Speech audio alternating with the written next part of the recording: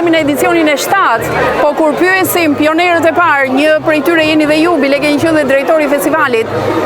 çfarë vështirësish keni pas atëherë dhe si realizohet sot, apo ka vështirësi të tjera sot? Në radhë parë ju përshëndes dhe ju falenderoj për pjesëmarrjen këtu dhe për përcjelljen e këtij festivali gjithësisht ka ngjarje mallështore për vendin, për Malsinë e Madhe. Festivali i parë i këtij lloji vetmi tek shqiptarët në Maltezi është organizuar në vitin 2003. Është shumë e vërtetë se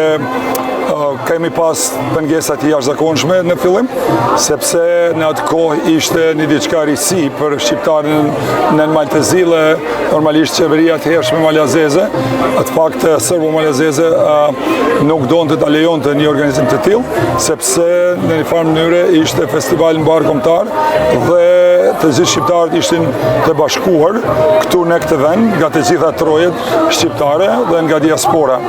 Vështirësitë kanë qenë të jashtëzakonshme në radhë të parë, sepse neve nuk kemi patur aq eksperiencë ose përvojë për organizimin e festivalit të tilla, por fal Ministrisë së Kulturës së Republikës Shqipërisë dhe Ministrisë së Kulturës së Republikës së Kosovës të atëhershme dhe specialistave, domethënë etnomuzikologëve, korologëve, koreografëve kështu me radhë, ata na kanë ndihmuar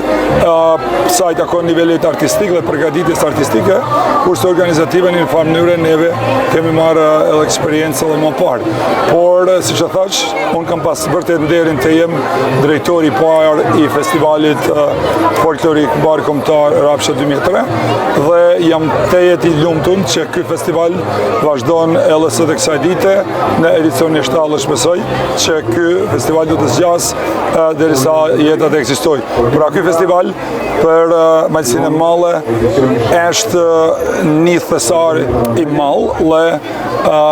duhet të thekë se shqiptarët e Malsisë së Madhe duhet të ruajnë këtë festival si sytë e ballit, sepse është themeluar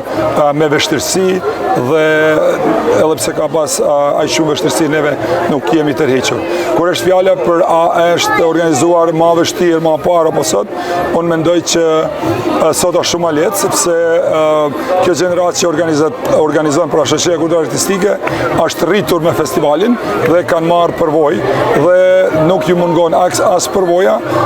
dhe as nuk ju mungojnë mjete financiare, sepse edhe pse jem larg vendindjes, neve kemi organizuar fondin umanitar Rapsha në Shtetet e Bashkuara të Amerikës dhe pothuajse të gjitha shpenzimet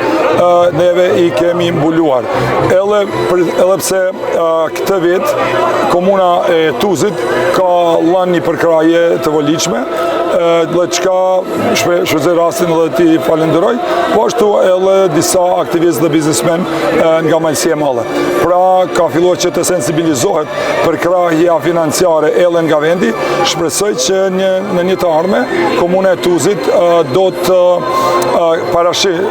parashë domethënë këtë festival çdo 4 vit në buxhet, dhe atëherë nuk do kemi nevojë neve të merremi me çështjet financiare të këtij festivali. Si do të veprohet kur diaspora, fëmijët po i lindë larg adeut, a do të jetë sërish burim diaspora apo duhen marr masa që tashmë këto festivale të financohen dhe ta marrë seriozisht qeveria financimin e tyre? Po kjo është edhe qëllimi, neve mendojmë që duhet të punojmë që ky festival të krijohet në një institucion i cili do të jetë mbështetur nga komuna, domethënë të merret një vendim dhe të jetë domethënë gjithnjë i përkrahur financiarisht nga komuna e Tuzit. Organizimi le të mbetet shoqërisë kulturore artistike Rapsha, sepse vërtet janë një shembull për organizim, por kështu në bashkëpunim sipër, unë mendoj që kjo do të vazhdojë domethënë edhe me tutje dhe edhe pse fëmijët tonë lindin në Shtetet e Bashkuara të Amerikës, do të theksoj se këtu janë domethënë dhjetra të rinj, të cilët vallëzojnë dhe merren me folklor dhe pikërisht do marrin pjesë edhe sonte dhe natën e fundit. Pra neve në një farë mënyrë mundohemi t'ju transmetojmë dëshirën dhe dashurinë për festivalin dhe vendlindjen që edhe ata ma vonë të përkrajnë këtë festival. Dihet dora e Shtetit Shqiptar në këtë aktivitet, ky është i karakterit mbarkombëtar në kuadër të bashkëpunimit. Kjo është shumë e vërtetë, neve nuk kemi patur një dorë nga Shteti Shqiptar apo nga Shteti i Kosovës sa i takon aspekti financiar, por kemi pasur përkrajjen sepse kur kemi pas nevojë për specialistë specialistë, neve normalisht jemi konsultuar me specialistët të cilët kanë në për shtetet, domethënë shtetin shqiptar dhe shtetin e Kosovës, dhe janë për krapor. Unë mendoj që edhe ata duhet të ndajnë një buxhet, sepse dihet se shteti, kushtetuta e shtetit shqiptar ka në një pikë, në ruajtjen, mbrojtjen e të drejtave shqiptarëve jashtë Shqipërisë administrative. Faleminderit.